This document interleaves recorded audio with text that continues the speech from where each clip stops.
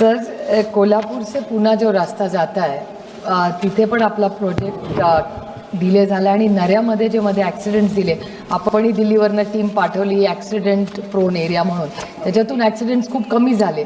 पण मध्येही खूप मोठा ॲक्सिडेंट झाला. तर ते काम जे पुणे ते कोल्हापूरचं आहे ते काही कॉन्ट्रॅक्टर्सच्या अडचणीमध्ये आपण ब्लॅकलिस्टही केलं होतं. तर ते पूर्ण काम कधी होईल आणि नऱ्याच्या भागामध्ये अजून काही सुधारणा करता येतील का? कारण का त्याच्यात ब्लॅक स्पॉट्स आहेत आणि सातत्याने ॲक्सिडेंट्स आधीपेक्षा खूप कमी आहेत, पण ते शून्यावर आणण्यासाठी अजून आपल्याला काय करता येईल? प्रश्न से जुड़ा हुआ नहीं है, पर पुणे से कोल्हापुर ये बहुत इम्पोर्टेंट रोड है. इसमें से पुणे से सातारा ये विशेष रूप से पहले रिलायंस के पास था, अब उसको हमने टर्मिनेट करके रिप्लेसमेंट हुआ है. और इस रोड का ऊपर अभी हम लोग फिर से नए अध्ययन कर रहे हैं. पुणे में जो वेस्टर्ली बाईपास था उसके सर्विस लेन को हम अपने बजट प्रोविजन से उसका काम हम शुरू किया है. और ये पूरे पुणे से सातारा तक अच्छा करने के लिए 6000 करोड़ का DPR हमने लगभग बनाया है और जल्दी ही हमारे डिपार्टमेंट की ओर से उसके ऊपर काम किया जाएगा.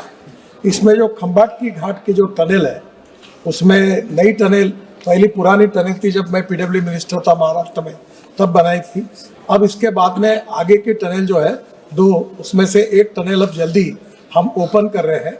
आगे सातारा के बाद कोल्हापुर तक ऑलरेडी उस काम को अवार्ड किया गया है. इस काम में थोड़ी सी दिक्कतें आई है, उसका अगले सप्ताह मेरे यहाँ रिव्यू मीटिंग भी है. पर इसमें जो जो सुझाव सम्माननीय मेंबर ऑफ पार्लियामेंट कोल्हापुर के थे और बाकी लोगों ने दिए उसको लिए हैं और ये भी प्रोजेक्ट निश्चित रूप से पूरा करने की कोशिश है. और जल्दी ही ये पूरा कंप्लीट प्रोजेक्ट करके 1 साल के अंदर ये कंप्लीट करेंगे ताकि ये बिजिएस्ट कॉरिडोर है जो बेंगलोर की तरफ जाता है उसमें कोई तकलीफ नहीं रहेगी. आता जोकासू STP या अत्याधुनिक जॅपनीज तंत्रज्ञानाने सुसज्ज, quick installation, energy efficient, noiseless blowers, low maintenance या आणि अशा वैशिष्ट्यांनी परिपूर्ण जोकासू STP तंत्रज्ञान प्रकल्प उभारणीपासून ते विक्री पश्चात समाधानकारक सेवा देणारी, भारताबरोबरच परदेशात देखील प्रकल्पांची यशस्वी उभारणी करणारी company Deccan water treatment private limited.